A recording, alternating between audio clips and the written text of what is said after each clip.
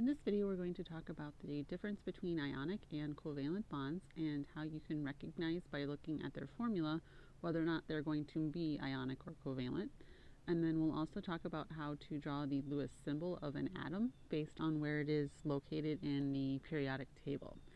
So ionic versus covalent. Ionic, you're going to always have a metal and a nonmetal.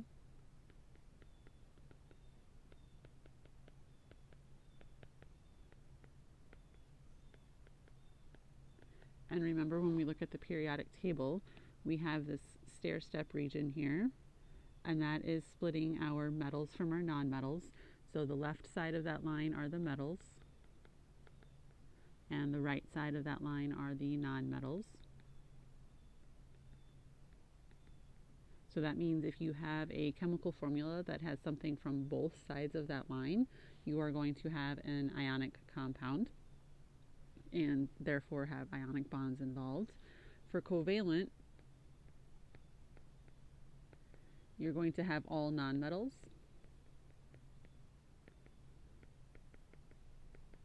which means everything needs to come from that upper right-hand corner of the periodic table. A few other differences between ionic and covalent. For ionic, your electrons are being transferred, which means you are going to form ions, which are atoms with charge, and then those ions are attracted to each other by opposite charges.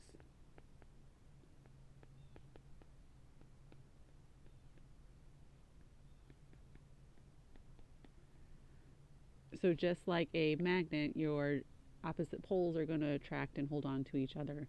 Here, your oppositely charged ions are going to be attracted and hold on to each other, and that is an ionic bond. For covalent, your electrons are going to be shared. And when two atoms share electrons, they form a covalent bond.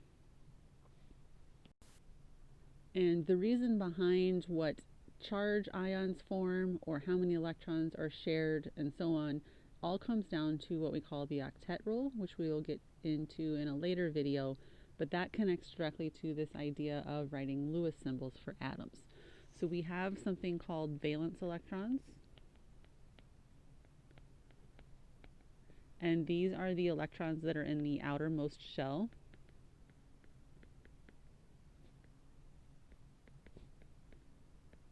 And if you remember from when we did our electron configurations, I'll give you an example here. We determined the outermost shell by the largest number, the big number, so these are the shell numbers.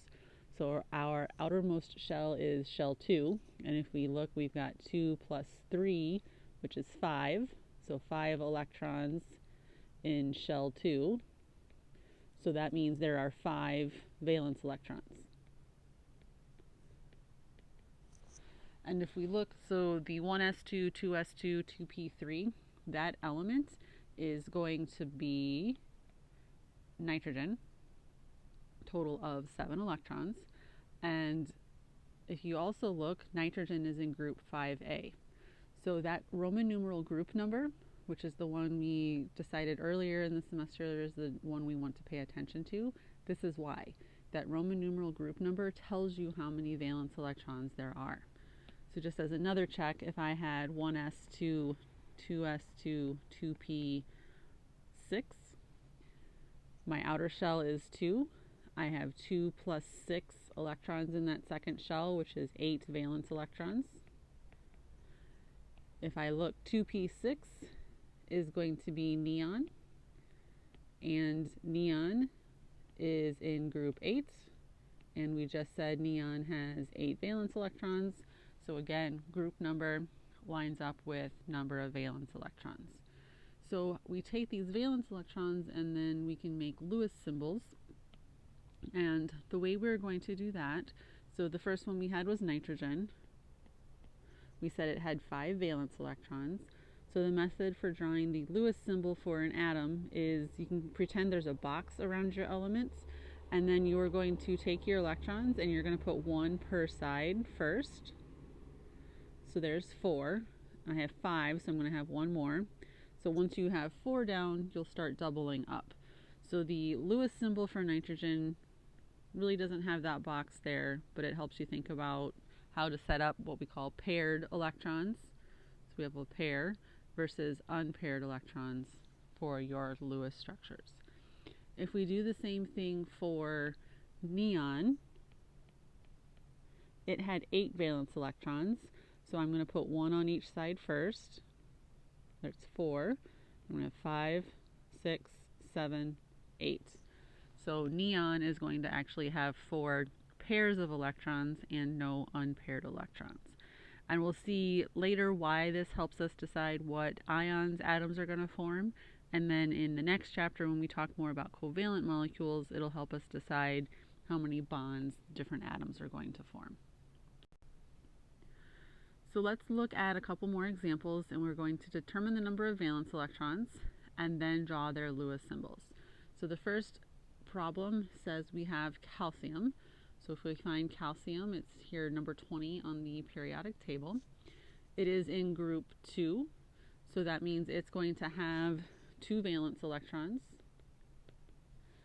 So to draw the Lewis symbol, if we think about our box, I'm going to put 1 on one side first, 1 on the second side. So there's your Lewis symbol. Now it doesn't matter if you start on the top, the right, left, bottom when you're kind of going around the box, but you do want to again make sure you put 1 per side first before you start doubling up. Alright, if we look at selenium, Se, it is number 34 here. Oops. And it is in group 6A, so that means it's going to have 6 valence electrons. So if I work around the box, I've got 1, 2, 3, 4, 5, 6. So selenium in group 6 is going to have 2 pairs of electrons and 2 unpaired electrons. If we look at carbon, carbon is in group 4. So it is going to have 4 valence electrons. And if we put 1 on each side first, carbon will end up with 4 unpaired electrons.